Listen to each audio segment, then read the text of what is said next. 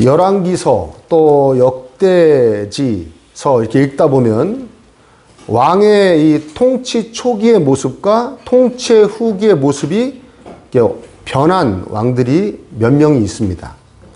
대부분은 이제 부정적으로 변하죠. 잘했었는데 잘못하는 걸로. 특히 신앙적인 면에서 그런 왕들이 몇 명이 있는데 그 중에 단연 으뜸인 사람이 바로 오늘 본문의 아사왕입니다. 아사왕. 다윗부터 따지면 5번째 왕이고요. 북이스라엘과 남유다로 분열되고서는 남쪽의 3번째 왕이 바로 이 아사왕입니다. 정말 잘했어요. 선과 정의를 행해서 통치하고 우상숭배 장소 다 없애고 하나님 말씀대로 살려고 애를 씁니다. 거기다가 에티오피아 나라에서 100만 대군이 쳐들어왔을 때 이 아사가 어떻게 하냐면 오직 하나님만을 바라고 하나님만이 우리를 구해주실 수 있사오니 하나님이 구해주세요 그래가지고 그 전쟁에 이깁니다. 전쟁에 이겨서 누가 봐도 질 전쟁인데 이기고 오히려 전리품을 잔뜩 챙겨오는 그런 수확을 얻게 되죠. 그때 이게 이제 오늘 읽은 본문에 25년 전에 있었던 일이에요. 그때 그 전쟁을 이기고 나니까 아사라라는 예언자가 아사왕에게 말씀합니다. 당신 이런 식으로 하나님 잘 섬기고 똑바로 해야 된다. 안 그러면 혼난다. 하나님 잘 섬겨라. 신앙생활 똑바로 해라. 그렇게 막 얘기하니까 아사가 그 말씀을 다 예언자가 하는 말을 하나님 말씀을 받들어가지고 더 하나님을 잘 섬기고 백성들한테 막 맹세시킵니다. 앞으로 하나님만 경외하지 않는 자는 남녀를 가리지 않고 우리 다 죽는 걸로 하자. 백성들한테 막 이런 맹서까지 시키고요. 거기다가 자기 할머니가 마아가라는 할머니가 있었는데 태우 아닙니까? 태우가 우상 숭배한다고 태우의 위에서 패해버려요. 당신이 이제 왕족이 아니고 그냥 일반 여자야. 그리고 자기 할머니를 우상 숭배한다고 그렇게 벌해버립니다. 그러니까 막 한 25년 전에 정말 하나님 말씀을 소중히 여기고 하나님을 소중히 여기고 그랬던 이 아사죠. 근데 25년이 지나고 어떤 일이 벌어졌냐면 아사는 남쪽 유다의 왕인데 북이스라엘에서 쳐들어와요. 쳐들어와가지고 라마라는 곳을 건축합니다. 거기다 성을 하나, 예루살렘 위에다가 성을 하나 짓는 거예요. 북이스라엘이. 그러니까 얼마나 이 남쪽 유다의 왕으로서 가슴이 쫄입니까? 자기 바로 코앞에다가 성을 건축하고 있으니. 근데 그걸 자기네가 혼자 이겨낼 힘이 없는 거예요.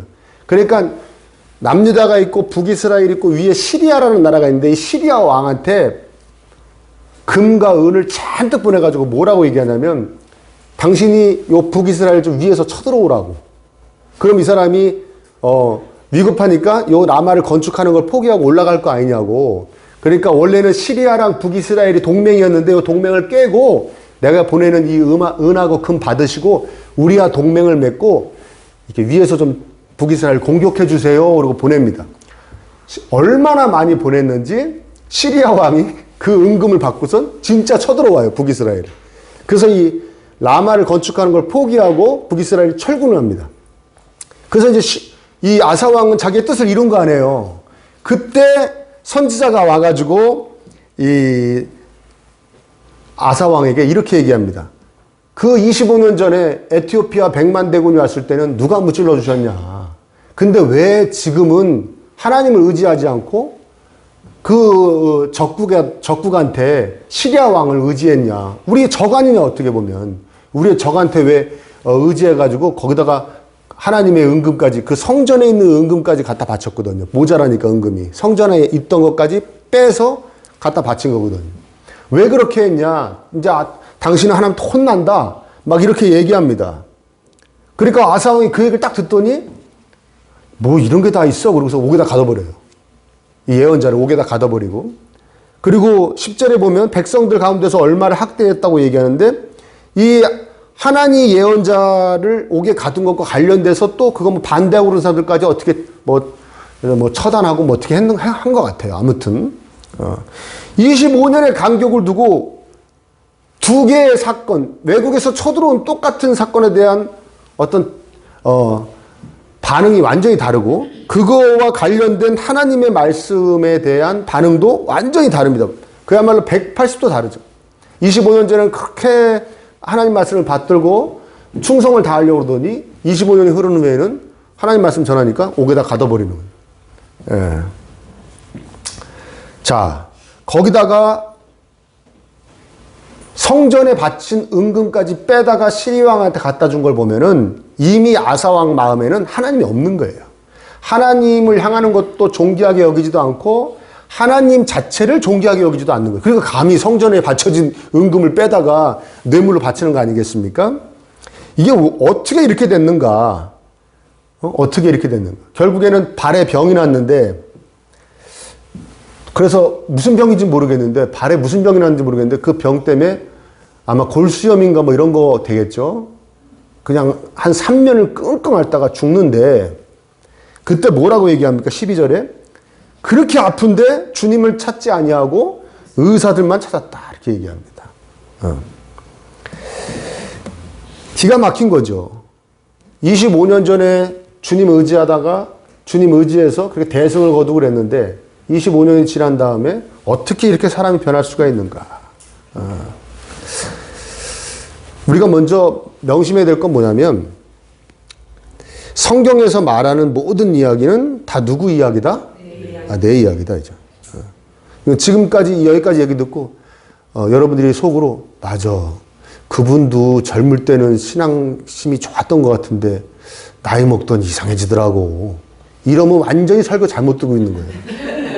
쓸데없이 듣고 있는 거예요. 나도 저럴 수 있겠구나. 나도 아사같이 될 수 있겠구나. 이러고 설교를 들으셔야 제대로 듣는 설교인 줄 믿습니다. 내 얘기라고 들어야 돼요. 이렇게 형편없게 변한 아사의 믿음이 바로 내 몇 년 후에, 몇십 년 후의 모습이 될 수 있다는 것을 생각하면서 긴장감을 가지고 말씀을 들으시기를 바랍니다. 그냥 그리스도인으로 살면, 그래서 돌아오는 주일마다 예배 드리고 말씀 보고 기도하고 그냥 그리스도인으로 살아내면 저절로 믿음이 단단해지고 영성이 아름다워질 것이라는 것은 여러분 착각이에요. 하나님의 특별한 은혜 안에서 나의 그 신앙인으로서의 몸부림이 있어야 되는 것입니다. 그래야 잘 성장해 가는 거예요. 자, 그러면 아사가 왜 이렇게 되었는가를 살펴봐야지 우리도 신실한 그리스도인으로 계속 성장해 갈 줄 믿습니다. 성경이 주는 힌트는 두 가지밖에 없어요. 첫 번째는 뭐냐면 1절에 아사왕 36년에 이렇게 돼요. 아사왕 36년에 왕 노릇을 36년 했을 때란 뜻이에요. 굉장히 오래 한 왕이죠. 이 이스라엘 남유다 북이스라엘 통틀어서도 이렇게 오래 한 왕이 몇 명이 없어요. 36년을 왕 노릇하다 보니까 자신의 내면에 어떤 성을 쌓은 것 같습니다. 성을 쌓은 것 같아요. 뭐 이런 거죠. 내 힘으로 안 될 땐 센 놈한테 붙어야 돼. 그리고 센 놈이 안 도와주려고 그러면 뇌물을 바쳐야 돼. 뭐 이런 믿음이 생긴 것 같아요. 하나님만 의지해서는 안 돼. 이런 게 막 안에 쌓인 것 같아요. 병이 나면 용한 의사한테 바로 가야지. 괜히 뭐 하나님 고쳐주세요 이러고 시간 끌다가 나만 손해봐. 뭐 이런 게 쌓인 것 같아요. 이 안에. 이해되시죠? 그러니까 발에 병이 났는데도 하나님 한 번도 찾지 않았다잖아요. 이런 어떤 자기 안에 이렇게 쌓은 어떤 성은 왕이기에 더 잘 쌓였겠구나 여러분 생각할 수 있지만 여러분 거지 생활을 36년을 해도 이런 성을 쌓습니다. 자기만의 그 뭔가 성을 쌓아요. 어떻게 이런 생각의 성벽을 쌓게 되었는지 모르지만 저도 여러분도 익히 알고 있는 바로는 경험이 쌓여서 이렇게 성이 되죠. 경험. 경험 정말 무서운 겁니다. 여러분 이런 경험 해보셨어요? 하나님 싫어하실 일을 해도 아무 일도 안 생기네. 이런 경험 해보셨어요? 하나님 기뻐하실 일을 많이 했는데 별로 복이 안 오네? 이런 경험 해보셨어요? 기도한다고 기도한 대로 그대로 되는 건 아니네? 그쵸? 하나님 잘 섬긴다고 부자가 되는 것도 아니고 주일 공예배를 빠져도 뭐 별탈이 없네? 이런 경험도 해보셨죠? 예? 지금 제가 쭉 열거한 거 한 번도 안 한 분들 계신 겁니까? 왜 대답이 없습니까? 예? 제가 그 전에 가끔 듣던 고백이에요. 대부분 이제 연세 좀 있으신 권사님들이 주로 많이 하시는 말씀이에요. 아유, 목사님, 이렇게 열심히 하나님 섬기고 교회 섬기고 그랬는데요. 지금 와서 생각해보면 뭐 그렇게 열심을 냈나 그런 생각도 드네요. 적지 않게 만났어요. 특히 어떤 일이, 자기 자녀한테 무슨 일이 생기면, 자기 자녀한테 무슨 어려움이 생기면 그런 말을 해요. 아이고, 목사 아시죠? 그 아무개 권사? 그 여자 옛날에 신앙생활 개판이었거든요. 애들 잘 된 거 보세요. 저는 정말 죽도록 충성했는데 그러고 보면요, 신앙생활 열심히 한다고 뭐 복 받는 것만 아닌 것 같아요. 그런 고백 자주는 아닌데 가끔 들었어요. 근데 이게 얼마나 안타까운 그런 생각입니까, 여러분? 전제부터가 완전히 잘못됐죠. 전제가 완전히 잘못됐죠. 우리 신앙의 목적이 눈에 보이는 복이라면 우리 경험은 다 옳다고 말할 수 있습니다. 다 옳다고 말할 수 있습니다. 부자가 되려면 될 수 있으면 어느 종교로 가라고 그랬죠? 불교로 가라고 그랬죠. 우리나라 재벌들 중엔 그쪽이 제일 많습니다. 아니면 무당한테 가든가. 예. 정치인들부터 시작해서 재벌, 권력자들, 이런 사람들 거의 다 무당 많이 찾아가요. 그러니까 내가 정말 세상에서 출세하고 싶고 돈 많이 벌고 싶다 그러면 어느 쪽으로 가야 된다? 무당 아니면 절로 가야 된다. 그렇죠? 우리의 신앙의 가치는 하나님과 함께하며 교제하며 있는 것이 우리 신앙의 가치고, 우리 신앙의 목적은 하나님께 기쁨 드리는 것이 우리 신앙의 목적입니다. 아멘? 눈에 보이는 복을 누리는 것이 우리 신앙의 가치도 아니고 목적도 아니에요. 그러니까 아까 이렇게 푸념을 늘어놓은 그분들은 완전히 신앙의 전제부터가 잘못되어 있는 것이죠. 물론 이제 그분들도 그런 거 아시겠지만, 아무튼 안타까운 마음에 그렇게 하셨겠지만, 그러니까 눈에 보여지는 경험, 내가 살면서 내가 겪는 이 삶에서 내 육체로 겪는 이 경험은 우리를 자꾸 불신으로 이끕니다. 경험은 우리를 잡아 끌어들여요. 그 늪에 빠져버리게 합니다. 그러나 한번 따라합니다. 경험은 진리가 아니다. 아멘? 여러분, 맛있는 빵이 있어가지고 빵을 막 먹었어요. 빵 먹다가 되게 맛있다고 한번 봤더니 뒤쪽이 곰팡이가 핀 거예요. 그래도 배탈 났어요? 안 났어요? 안 났죠? 배탈 안 났어요? 상한 음식을 먹어서 탈이 안 났다고 그래서 상한 음식을 먹어도 되는 겁니까? 아니죠. 똑같은 거예요. 상한 음식은 몸에 해롭다가 질린 거예요. 아멘? 그러나 상한 음식 먹어서 아무 탈이 없었다는 경험으로 내가 나 진짜 상한 음식이 뭐고 아무거나 다 먹을 거야 하면 굉장히 어리석은 것이죠. 그리스도인은 진리인 하나님의 말씀을 믿고 하나님의 말씀대로 사는 자들이지, 자신의 경험을 가지고 자신만의 성을 쌓아서 그 안에 꼭 틀어박혀 있는 사람들이 아니라는 겁니다.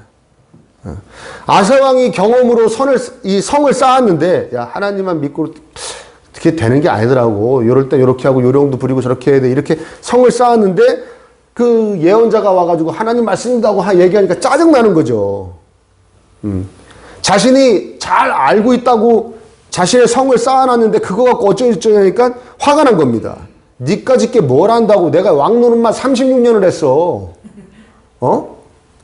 그리고 자신의 경험대로 해서 시리아 왕한테 뇌물 줬더니 해결이 됐어요, 안 됐어요? 해결됐잖아요. 또 거기다가 성공까지 했네. 근데 거기다 대고 뭐 하나님 말씀을 듣니까 아이고 너무 가짜는 거죠. 야, 뭘 안다고 그래, 햇병아리 예언자야. 감옥에나 들어가 있어. 그리고 가둬버린 겁니다. 우리 모두가 이렇게 각자의 경험의 성벽을 쌓고 각자의 생각의 이 성벽을 쌓고 거기에 더 깊이 갇히고 있을 수 있어요. 정말 안타까운 것이죠. 오늘 종료주일인데요. 예수님의 이제 십자가의 길을 걷기 위해서 예루살렘으로 입성하실 때 백성들이 막 종려나무까지 꺾어와서 막 흔들고 막 이랬던 것을 기념해서 종료주일이라고 합니다. 그러니까 예수님의 예루살렘에 들어가심은 이 강팍함으로 똘똘 뭉친 예루살렘 성을 무너뜨리려고 입성하신 것이에요. 그들의 그 사고의 성, 경험의 성을 무너뜨리시려고. 사람들 안에 있는 성을 무너뜨리려고 입성하신 것입니다. 어떤 그 성벽이었죠? 신은 그저 인간 위에 군림하는 존재일 뿐이야.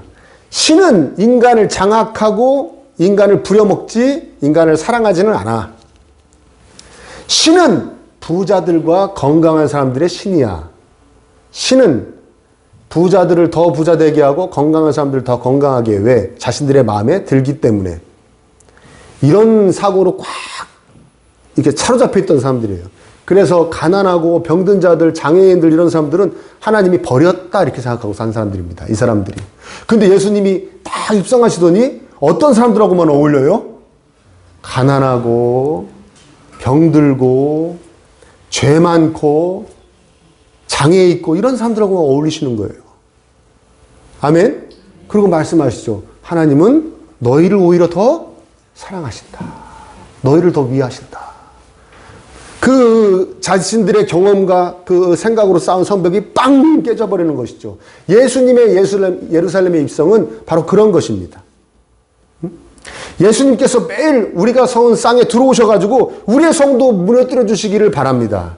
무너뜨려 주셔야 돼요. 여러분, 신앙생활이 성장한다는 것은 뭐냐면 마음이 한 해 주에 갈수록 더 부들부들해지는 거예요.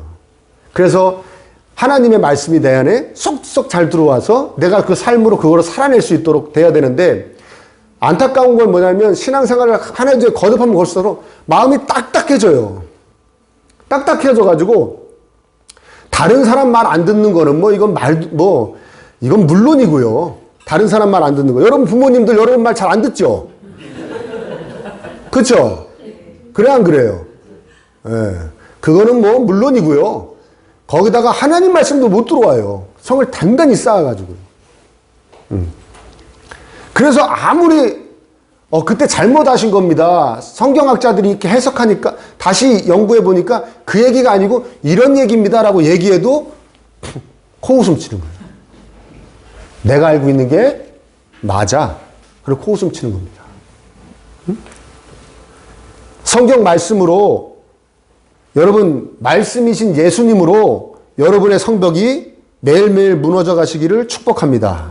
그게 축복이에요, 여러분. 축복입니다.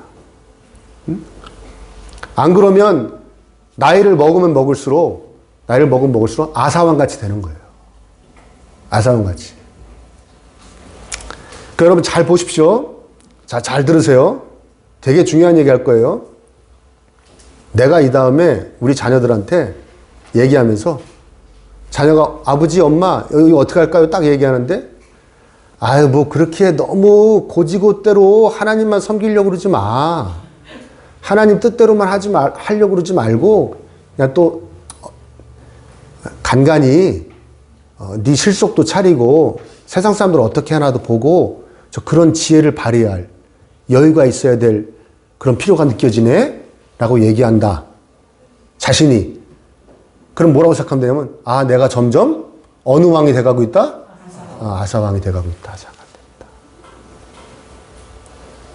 반대로 내가 무언가를 조언을 구려고 엄마 아빠한테 가가지고 막 물으면 엄마 이렇게 하면 하나님이 좋아하실 것 같고 이렇게 하면 하나님 싫어하실 것 같은데 근데 내가 하나님 싫어하실 쪽이 너무 탐이 나네. 이쪽으로 좀 이렇게 했으면 좋겠는데 어떻게 하면 좋겠어? 사람이 그럴 때도 있지.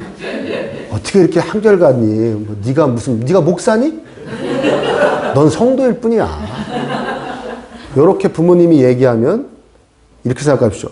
우리 엄마 아버지가 점점 아사왕 같이 돼가고 있구나.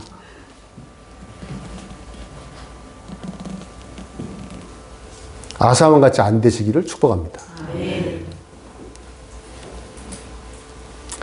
아사왕이 왜 이 모양이 되었나? 성경에 힌트 2가지밖에 없다 그랬죠. 두 번째 힌트는 이겁니다. 15장 19절 한번 볼게요. 오늘 본문 아닌데요. 역대지하 15장 19절.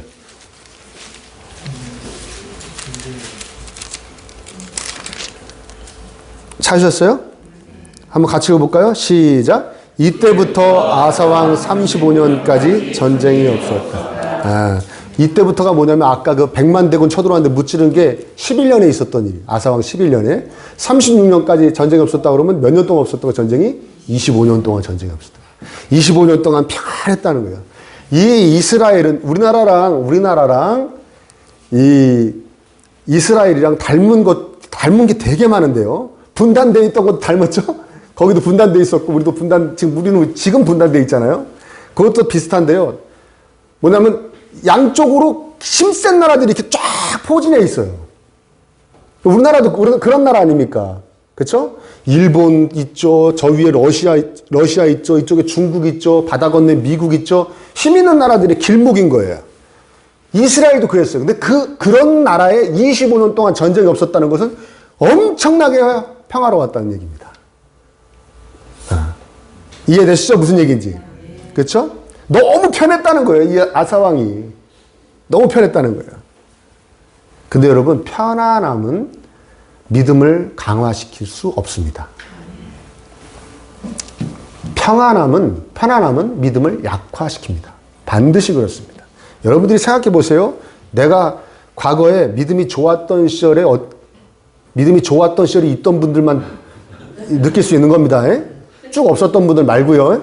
내가 과거에 믿음이 좋았던 때가 어떤 때였나를 생각해 보세요. 그럼 반드시 그때는 내 삶이 평안하지 않았을 때입니다. 근데 우리는 항상 뭘 원해요? 평안하기를 원하죠. 그게 신기한 거죠.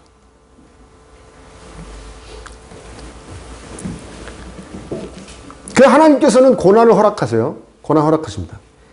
이 아사에게도 25년 동안 전쟁이 없다가 북이스라엘이 쳐들어오게 하신 것은 어떻게 보면 하나님의 복이에요. 너 정신 차려야지 이제. 25년 동안 편하게 잘 지냈지? 그래서 믿음 다 없어졌지? 어?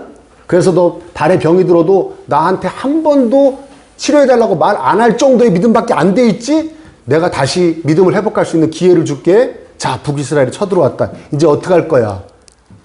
그때 아사가 어떻게 했어야 됩니까? 25년 전의 일을 기억하고, 하나님, 제가 25년 동안 평안하다 보니까 이거 믿음 완전히 없어져 버렸네요. 하나님 안 믿는 자같이 돼버렸네요. 이제 다시 돌이키겠습니다. 하나님, 저는 하나님밖에 없습니다. 25년 전에 100만 대군을 물질러 주신 것처럼 이제 북이스라엘이 와서 제 코앞에다 성을 건축하고 있는데 저것들 물러가게 좀 해주십시오 하고 매달렸으면 되는 거였죠. 아멘입니까? 그런데 그렇게 하지 않았어요. 그렇게 하지 않았어요. 그러니까 고난은, 여러분 중에 고난 가운데 계신 분이 있으면 여러분 이 아사왕의 이야기가 좀 해답이 되었으면 좋겠습니다. 아, 나한테 고난 주심은 하나님께 오라는 얘기구나. 하나님께 돌이키라는 얘기구나. 고난은 우리의 영적인 잠을 깨우는 각성제이자 우리가 쌓아갔던 그 아까 얘기했던 그 성벽을 허무는 좋은 도구입니다. 이제 내가 매달려야 할 분이 누군지, 내가 누구에게로 가까이 가야 되는지를 고난은 가르쳐줘요. 여러분, 예수님이 예루살렘으로 들어올 때 평화의 왕이 오셨다고 그래요. 이제 우리는 화평해진다 그랬어요. 예수님이 늘 아까도 얘기했지만 그 정신없는 그 이스라엘 땅에 평화를 주신, 이제 다 적들 물리치고 이제 진정한 평화를 이루신다고 예수님이 오신다고 그래가지고 그 종려나무, 승리를 상징하는 종려나무 가지를 흔들고 막 그렇게 사람들이 환호를 보낸 거거든요. 근데 예수님이 예루살렘에 들어오셔서 십자가에 달리시고 막 그렇게 함으로 예루살렘이 편안해졌느냐? 아니요. 더 혼란스러워졌어요. 발칵 뒤집혀져 버렸어요. 예루살렘에 예수님이 계셨을 때도 십자가에 달리시고 난 다음에도 예루살렘은 그때부터 정신이 없어집니다. 그리스도인들은 예수님이 우리에게 오심이 우리를 편안하게 하시려고 오신 것이 아님을 잊지 말아야 되는 거예요. 우리의 삶을 편안하게 하려고 오신 게 아니에요. 우린 자꾸 편안해지려고 그러지만 우리의 삶을 편안하게 하시려고 온 게 아니에요. 그래서 마태복음 10장 34절에 보면 이렇게, 내가 너희들한테 화평을 주러 온 거라고 착각하지 마라. 나는 너희들에게 칼을 주러 왔다. 칼을 주러 왔다. 이거 이제 이 말씀만 설명하려도 1시간 이상 설명해야 되니까 오늘 길게 설명할 수는 없지만, 아무튼 우리는 계속 예수님이 우리 안으로 들어오시면 우리는 편안해질 거야. 그저 기쁘고 행복하고 즐겁기만 할 거야. 이렇게 생각하지만 예수님은 말씀하시는 거예요. 내가 너 안에 들어간다고 해서 그 늘 편안한 것이 아니야. 너에게 기쁜 일도 생길 수 있고 슬픈 일도 생길 수 있고 힘들고 어려운 일이 생길 수 있고 아픈 일도 생길 수 있어. 그러나 그때 내가 너와 함께 할 거야. 너와 함께 하면 그 모든 걸 겪어낼 거야. 그래서 너는 나와 이 추억의 사진을 많이 찍을 거야. 너의 삶에. 그래서 너는 나와 서로 더욱더 사랑하는 존재로 바뀌어질 거야. 이렇게 말씀하시며 예루살렘 성으로, 우리 안으로 들어오시는 줄 믿으시길 바랍니다. 더욱 사랑하는 존재가 살게 하시려고 그런 거예요.